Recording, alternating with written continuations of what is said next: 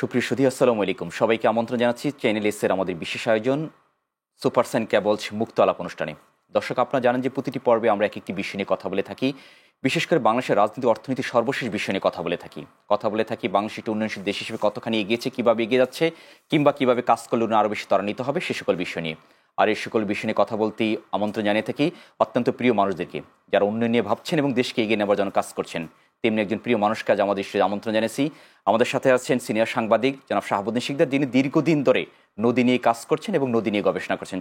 জনাব শাহাবুদ্দিন শিকদার, আপনাকে স্বাগত আমাদের এই বিশেষ আয়োজন। নিশ্চয়ই আপনি অনেক ভালো আছেন। আপনি আমাদেরকে ডাকার জন্য আপনাকেও ধন্যবাদ জানাচ্ছি।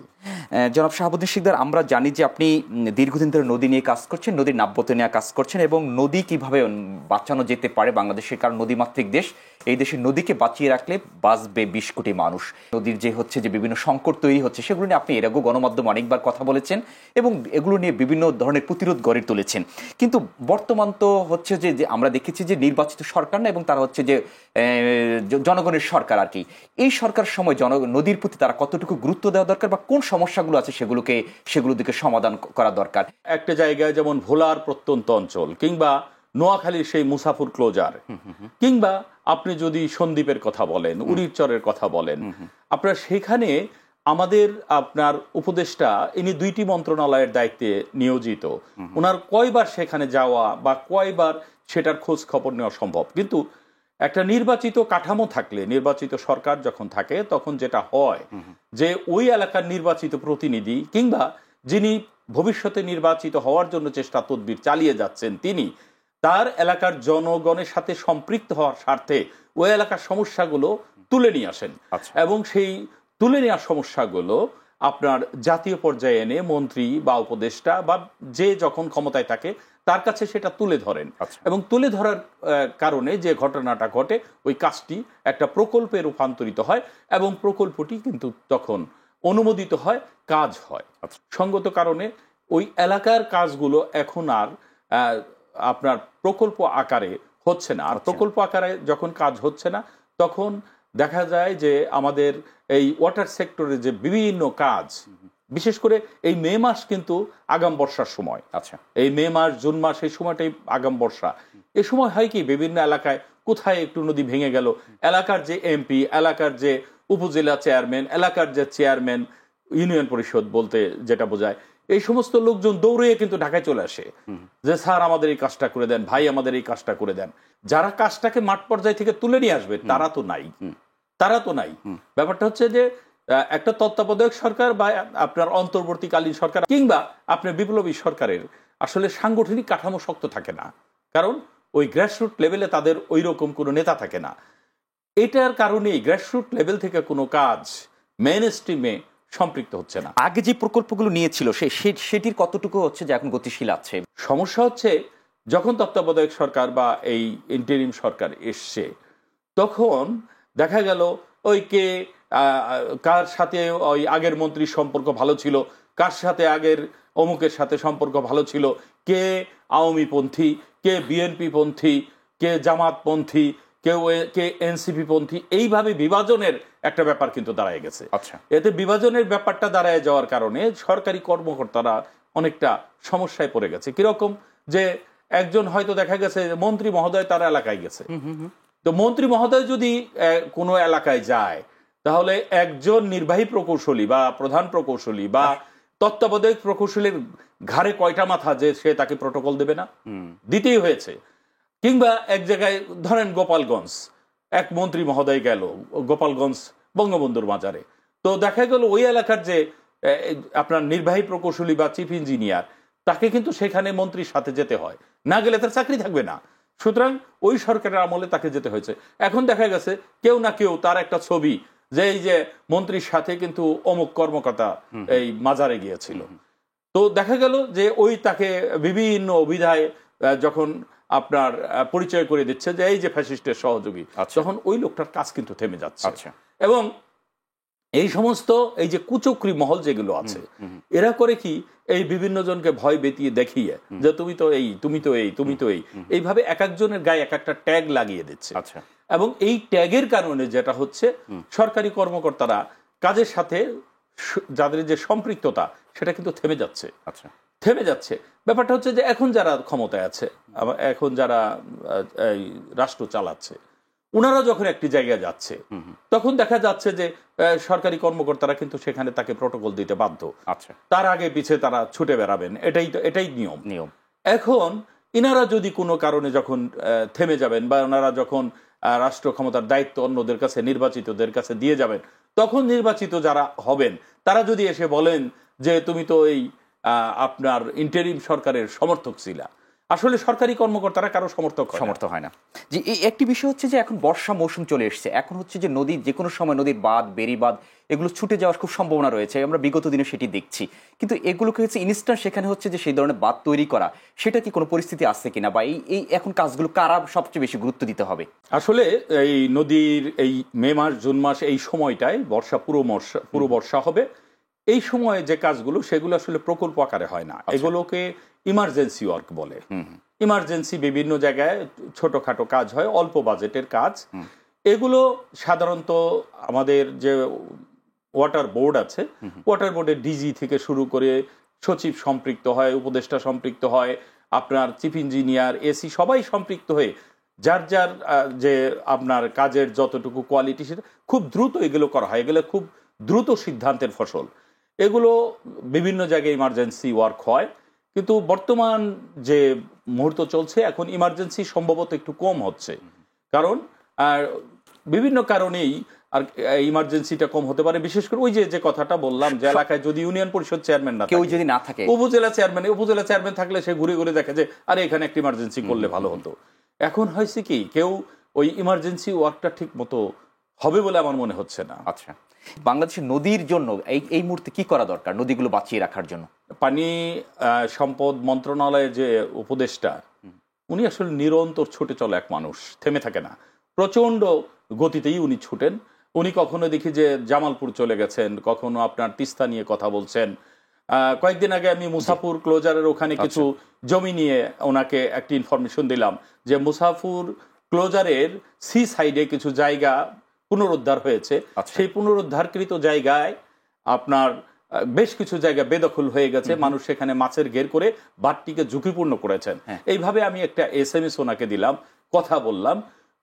আমি কথা বলার আপনার একদিন পরেই সেখানে সেনাবাহিনীকে পাঠিয়েছে। আচ্ছা, এবং সেনাবাহিনীকে পাঠিয়ে যত দূর সম্ভব ওখানে ওনারা সেই বাঁধ উদ্ধারের জন্য কাজ করেছে। যদিও আমি শুনেছি যে শত শত আপনার মাছের ঘের আছে, সেখানে মাত্র 3টি মাছের ঘের পুনরুদ্ধার করেছেন, বাদ বাকিগুলো রয়ে গেছে। আমার বিশ্বাস এই আলোচনা ওনার কানে পৌঁছবে এবং উনি বাদ বাকিগুলো পুনরুদ্ধার করবেন। এইভাবে উনার কানে যদি তুলে দেওয়া যায় যে এই সমস্যা এখানে আছে। বিশেষ করে আপনি জানেন গত 2 বছর আগে আমাদের কুমিল্লা অঞ্চলে, নোয়াখালী অঞ্চলে, গত বর্ষায় আমাদের ফেনী অঞ্চলে, আমাদের লক্ষ্মীপুরী অঞ্চলে ব্যাপক বন্যা সংগঠিত হয়েছিল। এবং এটা সংগঠিত হওয়ার পর ওই অঞ্চলে উনি কিন্তু একদম ক্রাশ প্রোগ্রাম করছেন। ওই অঞ্চলটাকে সুসংহত করার জন্য উনি বিভিন্ন ধরনের প্রকল্প গ্রহণ করছেন। ঢাকা শহরে কিন্তু জলাবদ্ধতা নিয়েও কিন্তু আপনি কথা বলছেন এর আগে, কিন্তু এই জলাবদ্ধতা নিরসনে কিন্তু সরকারের কিন্তু আমরা সেরকম কোনো বিষয় দেখিনি, বা এটির জন্য কি করা যেতে পারে? আর আসলে ঢাকা ওয়াসার কাজ এবং ঢাকা ওয়াসার পাশাপাশি সিটি কর্পোরেশনের কিছু কাজ আছে। আর ড্রেনেজ সিস্টেম, আমাদের যে ড্রেনেজ সিস্টেমটা সেটা একটা বিষয়। আমাদের ড্রেনেজ সিস্টেম যে খুব খারাপ তা কিন্তু নয়।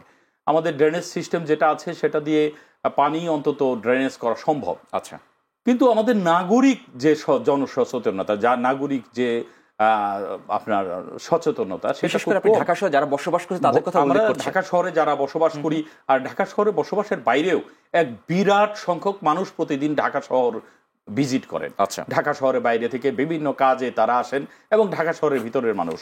আমরা পলিথিনটাই বন্ধ করতে পারলাম না। আচ্ছা, আমাদের এই যে পলিথিন বিভিন্ন জায়গাতে ড্রেনেজে যায়, সেগুলো তো পচনশীল নয়, সেগুলো আমাদের ড্রেনেজকে বন্ধ করে দেয়। এবং বিভিন্ন জায়গায় যখন এই যে আমাদের যে খালগুলো আছে ঢাকা শহরের মাঝখান দিয়ে, সেটা পরিষ্কার করতে গেলে দেখা যায় ওই এক্সকাভেটরের ভিতরে যতটুকু মাটি আসে তার চেয়ে এমন কিছু জিনিস আসে যেগুলোর নামও আমি বলতে পারবো না। আচ্ছা, নানা ধরনের গৃহস্থালির জিনিসপত্র এগুলো আসে, সেগুলো বের করতে হয়। আমাদের ড্রেনেজগুলো যখন আটকে যায়, যখন মানুষ সেগুলো পরিষ্কার করতে আসে ওয়াসার, তারা আমাদেরকে এমন এমন জিনিস দেখায় যেটা ড্রেনে ফেলা উচিত নয়। বোতল আর আপনার যে প্লাস্টিক পলিথিন ব্যাগ, এগুলো সামান্য ব্যাপার, এগুলো তো আছেই।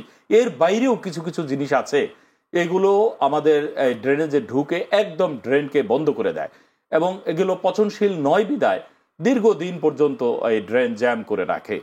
তো এগুলো আছে।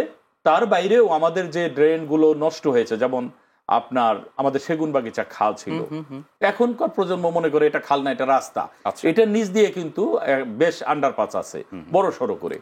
এখন যে সমস্যাটা হয়ে গেছে যে এই খালগুলো যখন উন্মুক্ত ছিল তখন এগুলো পরিষ্কার করা ওয়াসার জন্য সহজ ছিল, সিটি কর্পোরেশনের জন্য এটা পরিষ্কার করা সহজ ছিল। কিন্তু এখন এগুলো পরিষ্কার করা সহজ নয়। ভিতরে আমরা যতটুকু শুনতে পেরেছি যেখানে আপনার বেশ কিছু সলিড ওয়েস্ট দিয়ে এমন শক্তভাবে হয়ে গেছে যে এগুলো কিন্তু আর পরিষ্কার করা যাচ্ছে না। এগুলো পরিষ্কার না করা গেলে আসলে যেখান থেকে যে পানি আসে এই খালগুলো দিয়েই তো সেই পানিটা চলে যায়, এবং এই খালগুলো দিয়ে এই পানিটা চলে গিয়ে নদীতে পড়ে। নদীতে পড়ে সে আলোচনা ভিন্ন কথা। সেই পানি নদীকে কিভাবে দূষণ করছে সেদিকে আমরা যাব না, কিন্তু সেটাও আমাদের একসময় দেখতে হবে। আপনি বুড়িগঙ্গা নিয়েও কিন্তু বুড়িগঙ্গা দূষণ নিয়েও কিন্তু অনেক কাজ করেছেন এবং করছেন এবং কথা বলেছেন আর কি, সেটিও একটি বিষয় রয়ে গিয়েছে। ঢাকা ওয়াসার আপনার DMD ONM operation and maintenance, ওনার সাথে গত 2-3 দিন আগে আপনার কিছু কথা হয়। ওনাকে আমি তখন ওই কথা চলে ওনাকে জানিয়েছি যে দেখেন ঢাকা শহরের আপনার এই চারপাশে যে নদী, এই নদীগুলো দূষিত করার জন্য যদি কাউকে দায়ী করা হয় তাহলে প্রথম দায়ী করতে হবে ঢাকা ওয়াসাকে। কারণ ঢাকা ওয়াসাই যে আমাদের ঢাকার চারদিকের যে লিকুইড ওয়েস্ট, কেমিক্যাল ওয়েস্ট, এগুলো কোনো রকম আপনার সংশোধন ছাড়া ইটিপিতে সেটাকে সংশোধন না করে সোজা নিয়ে নদীতে ফেলছে। এতে নদীর পানিতে কেমিক্যাল ওয়েস্ট এবং লিকুইড ওয়েস্ট পড়ছে, পড়ে আমাদের ঢাকার চারপাশের বালু, তুরাগ, আমার বুড়িগঙ্গা এগুলোকে একদম দূষিত করে ফেলছে। তো এগুলো একটা ব্যাপার আছে।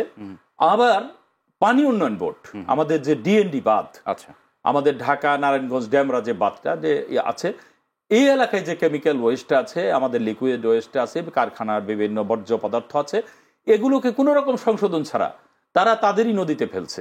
অর্থাৎ এখানে পানি উন্নয়ন বোর্ড নদীকে বাঁচানোর পরিবর্তে নদীকে হত্যা করছে। একটি বিষয় হচ্ছে আপনি বেড়িবাঁধের যে গাছ কাটা হচ্ছে এবং বেড়িতে যে গাছ লাগানো সেটি নিয়েও কিন্তু আপনি দেখেছি গত কয়েকদিন ধরে বেশ কথা বলছেন আর কি গণমাধ্যমে আর কি, এটির জন্য কি করা যেতে পারে আর কি? কথাটা একটু ঝুঁকিপূর্ণ, কিন্তু তারপরে আমি কথাটাও বলতে দ্বিধা করব না। আমাদের পানি সম্পদ উপদেষ্টা, উনি পানি সম্পদ মন্ত্রণালয়ের উপদেষ্টা, একই সাথে উনি পরিবেশ মন্ত্রণালয়ের উপদেষ্টা। তো উনি পরিবেশ এবং জলবায়ু নিয়ে যত বেশি আপনার কাজ করেন, মাঝে মাঝে উনি পানি সম্পদ মন্ত্রণালয়ের প্রতি একটু বিমাতা সুলভ আচরণ করে বলে মনে করে দিতে চাচ্ছি। অনেকগুলো প্রোগ্রাম মানে আমি আপনি এবং সে একই সাথে কিন্তু এখন ব্যাপারটা হচ্ছে উনি আসলে নিজে আসলে পরিবেশ আইনবিদ এই পরিচয়টা দিতে স্বাচ্ছন্দ্য বোধ করেন। এতে কি হয়ে গেছে, উনি ওই দেখা গেছে যে একটা বাঁধ পানি উন্নয়ন বোর্ডের, সেই বাঁধটা ধরেন 20 বছর আগে নির্মাণ হয়েছে। 20 বছর আগে নির্মাণ হওয়ার পর সেখানে কিছু এক সময় কিছু গাছ রোপণ করেছে। কে রোপণ করেছে? পানি উন্নয়ন বোর্ড। আজকে দেখা যায় সেই বাঁধটা ছিল আপনার 10 ফুট, আজকে প্রয়োজন পড়েছে সেই বাঁধটা 40 ফুট করার জন্য। যখন 40 ফুট করতে হবে তখন সেই বাঁধের উপরে অধিক উচ্চতায় মাটি ফেলতে হবে, স্লোপটা ঠিক করতে হবে, সেখানে বিভিন্ন কাজ করতে হবে। এই গাছগুলো তখন টিকে রাখা সম্ভব না, এবং দেখা গেছে যে সেখানে 300 গাছ আছে, আজকে সেখানে 3 লাখ গাছ লাগানো হচ্ছে। কিন্তু আমাদের মাননীয় আমাদের পানি সম্পদ উপদেষ্টা উনি এই 300 গাছকে রক্ষার জন্য যে পরিমাণ দরদ দেখাচ্ছেন, যে পরিমাণ মায়া দেখাচ্ছেন, যে পরিমাণ মহব্বত দেখাচ্ছেন, আমরা তার সেই মায়া, মহব্বত এবং প্রেমকে ভালোবাসি। উনি সুন্দর করে সেগুলোকে রক্ষা করতে চান, আমরা এজন্য ওনার কাছে ঋণী। কিন্তু এই 300 গাছকে রক্ষা করতে গিয়ে এই ছোট ছোট 2 ফুট 4 ফুটের গাছ উনি রক্ষা করতে যতটা চেষ্টা চালিয়ে যাচ্ছেন, কিন্তু 3 লাখ গাছ যে সামনে লাগানো যাবে বা 3 কোটি গাছ লাগানো যাবে, সেগুলোর দিকে উনি একটু কম খেয়াল করছেন। উনাকে এই ব্যাপারে আর একটু উদার হতে হবে, এই কারণে যে ওইখানে এই 300 গাছের যে একেবারেই গাছ যদি নাও কাটে, ওখানে মাটি ফেললে একসময় গাছগুলো মাটির নিচে তলিয়ে যাবে। সুতরাং এগুলোর ব্যাপারে ওনার আরো বেশি গবেষণা করে, আরো বেশি স্টাডি করে, প্রয়োজনে ব্যক্তিগতভাবে আপনার পরিদর্শন করে, কিংবা উনি যাকে বিশ্বাস করেন তাকে পাঠিয়ে উনি এই গাছগুলোর রাখা যায় কিনা, না রাখা গেলে এগুলো কাটা যায় কিনা, কিংবা এগুলোকে আপনার মাটির নিচে যদি চলে যায় যেতে দেওয়া যায় কিনা। কারণ ভবিষ্যতে ওই এলাকাটাকে রক্ষা করতে যদি হয়, ওই এলাকাটাকে যদি রক্ষা করতে হয় তাহলে কিন্তু বাঁধটাকে প্রশস্ত করতে হবে এবং বাঁধের স্লোপ বড় করতে হবে, করতে হবে, এটা করতে হবে। যদি না করতে দেওয়া হয় ওই অঞ্চলই টিকবে না। বিশেষ করে আমাদের যে চরগুলো, আমাদের আমি একটু উল্লেখ করি, আমাদের যে আপনার চর ফ্যাশনের পাশে আমাদের যে কি মনপুরা, এই মনপুরার চারপাশ দিয়ে বাঁধ হচ্ছে। এখন দেখা গেছে সেখানে টুকটাক দুইটা একটা গাছ আছে, কিন্তু এই গাছগুলোকে কোনো কিছু করা যাচ্ছে না বলে আপনার মনপুরার বাঁধটার গতি কিন্তু যথাযথ হচ্ছে না। আর যদি গতি যথাযথ না হয় তাহলে দেখা যাবে যে একসময় বর্ষা এসে সেখানে যদি ঘূর্ণিঝড় হয় তাহলে যাবতীয় ক্ষয়ক্ষতি হয়ে যাবে। সুতরাং ওই গাছ আরো বেশি করে লাগানোর স্বার্থেই ওনাকে গাছ কাটতে দিতে হবে। শাহাবুদ্দিন শিকদার, অনেকগুলো বিষয় নিয়ে কথা বলা দরকার ছিল, কিন্তু সময় স্বল্পতার কারণে পারছি না। অন্য একদিন সময় পেলে আপনার সাথে এই বিষয়গুলো আরো বিস্তারিত আলোচনা করবো। তখন নদী নিয়ে আরো অনেক কথা জানবো এবং নদীর কি সমস্যা রয়েছে সেগুলো সমাধান কিভাবে করা যেতে পারে সেগুলো সম্পর্কে বিস্তারিত জানবো। অসংখ্য অসংখ্য ধন্যবাদ সময় দেওয়ার জন্য আপনাকে। নদী নিয়ে কথা বলার জন্য আপনাকেও ধন্যবাদ। প্রিয় দর্শক, আমাদের অনুষ্ঠান একেবারে শেষ প্রান্তে, তবে একটি বিষয় বলতে হচ্ছে, নদীর সাথে আমাদের যেহেতু গভীর মিতালি, নদীকে আমাদের বাঁচিয়ে রাখতে হবে। নদী আমাদের মা, এবং যদি আমরা সেই মাকে বাঁচিয়ে রাখতে পারি তাহলে আমাদের দেশ এবং জাতির জন্য এটি অত্যন্ত উপকার হবে। এতক্ষণ যারা আমাদের সাথে ছিলেন সকলকে অসংখ্য ধন্যবাদ জানিয়ে আজকের মতো শেষ করছি। দেখা হবে আবার অন্য কোনো পর্বে নতুন কোনো অতিথির সাথে। সেই পর্যন্ত সবাই ভালো থাকবেন, সুস্থ থাকবেন, সবাইকে সুন্দর রাখবেন। আল্লাহ হাফেজ, শুভরাত্রি।